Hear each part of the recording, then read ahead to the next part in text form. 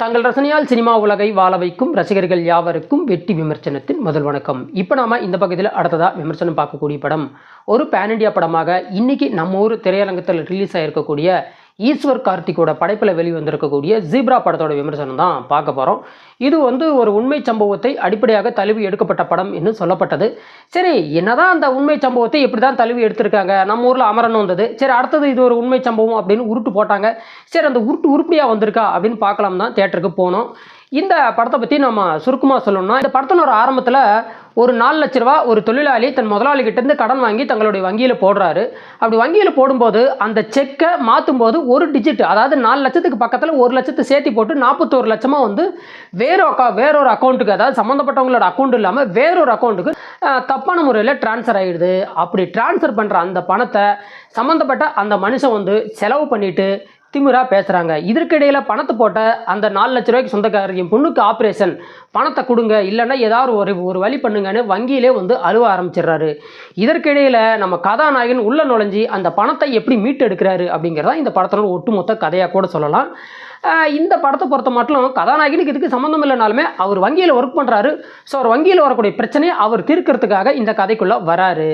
இதற்கப்புறம் என்னதான் நடக்குது, அந்த 41 லட்சம் இவங்க வங்கிக்கே திரும்பவும் வந்ததா, சம்மந்தப்பட்ட மனுஷனுக்கு 4 லட்ச ரூபா கொடுக்கணுமே, அது எப்படி கொடுத்தாங்க, ஆப்ரேஷன் பண்ணணும் பொண்ணுக்கு அப்படின்னு அழுவுற அந்த மனுஷனை எப்படி இவங்க சமாதானப்படுத்தினாங்க, இந்த 41 லட்சத்துக்கு பின்னாடி என்ன மாதிரியான ஸ்கேம்ஸ் எல்லாம் இருக்குது அப்படிங்கிறத அடுத்தடுத்து எடுத்து சொல்லக்கூடியது தான் இந்த படம்.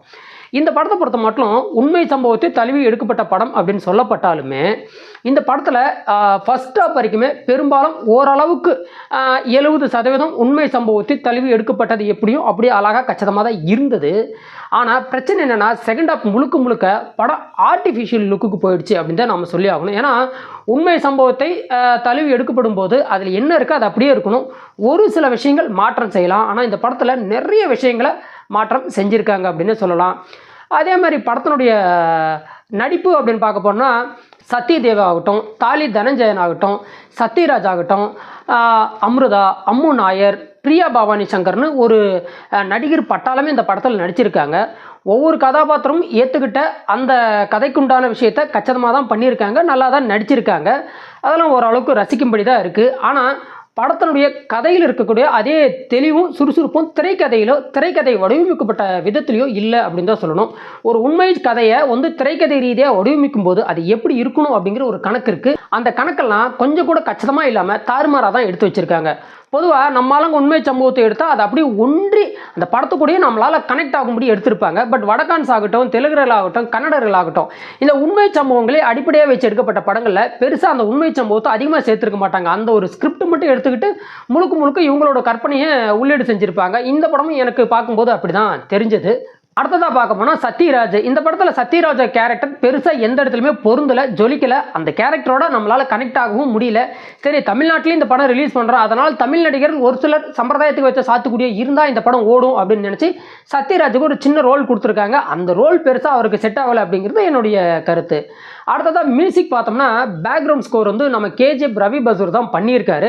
பட் அந்த அளவுக்கு பெருசாக பேக்ரவுண்ட் ஸ்கோர் எங்கேயுமே ஜொலிக்கலை அப்படின்னு நாம் சொல்லி ஆகணும். என்னை பொறுத்த வரைக்கும் கதாநாயகனோட நடிப்பு ரொம்ப பர்ஃபெக்டாக இருந்தது. இப்போ லேட்டஸ்ட்டாக லக்கி பாஸ்கர் பார்த்துருப்போம், தீபாவளிக்கு வந்தது. ஸோ லக்கி பாஸ்கர் படத்துக்கும் இந்த படத்துக்கும் ஏறத்தாழ ஒரு 70% சேம் சிமிலாரிட்டி இருக்குது அப்படின்னு நம்ம சொல்லி ஆகணும். ஏன்னா அந்த படத்துலையும் கதாநாயகன் ஒரு பேங்க் ஒர்க்கர், இந்த படத்துலையும் கதாநாயகன் ஒரு பேங்க் எம்ப்ளாயர். சரி, ரெண்டையும் சேர்த்து பார்க்கும்போது ஒரு 40% லக்கி பாஸ்கர் படத்தை பார்த்த மாதிரி ஒரு சில ஃபீலிங் நமக்கு இருந்தது. என்ன, அது அர்ஷத் மேத்தாவோடைய ஸ்டோரியை பேஸ் பண்ணி எடுத்திருந்தாங்க. பட் அதுக்குண்டான ஜானரில் கரெக்டாக இருந்தது. இதுவும் ஒரு உண்மை சம்பவத்தை பேஸ் பண்ணி எடுக்கப்பட்டிருந்தா சொன்னாலுமே அந்த உண்மை சம்பவத்துக்கு உண்டான உண்மைத்தன்மை படத்தில் பெருசாக எங்கேயுமே இல்லை. ஏறத்தாழ ஒரு 40% உண்மைத்தன்மை இருக்குது. ஆனால் 60% முழுக்க ஒரு கமர்ஷியல் ஆர்டிஃபிஷியல் சினிமா ஜானர்களில் இந்த படம் போயிடுச்சு அப்படின்னு தான் நாம் சொல்லி ஆகணும். ஒட்டுமொத்தத்தில் இந்த ஜிப்ரா எப்படி இருக்குது அப்படின்னு கேட்டிங்கன்னா, அதாவது ஒரு கமர்ஷியல் என்டர்டைன்மெண்ட் தியேட்ரிக்கல் மெட்டீரியலை தான் பார்க்க முடியுமே தவிர ஒரு உண்மை சம்பவத்தை தழுவி எடுத்திருக்காங்க.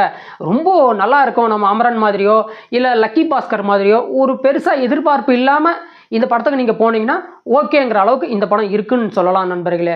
இந்த விமர்சனம் உங்களுக்கு பிடிச்சிருந்தா லைக் பண்ணுங்கள், ஃப்ரெண்ட்ஸ் அண்ட் ஃபேமிலிக்கு ஷேர் பண்ணுங்கள். மறக்காமல் நம்ம சேனலை சப்ஸ்கிரைப் பண்ணி தங்களின் மேலான கருத்துக்களை கமெண்ட்டில் சொல்லவும் மறந்துடாதீங்க. மற்றும் ஒரு சிறந்த விமர்சனத்துடன் தங்களை சந்திக்கும் வரை தங்களிடமிருந்து நன்றி கூறி விடைபெறுவது வெற்றி விமர்சனம். வெல்க தமிழ்.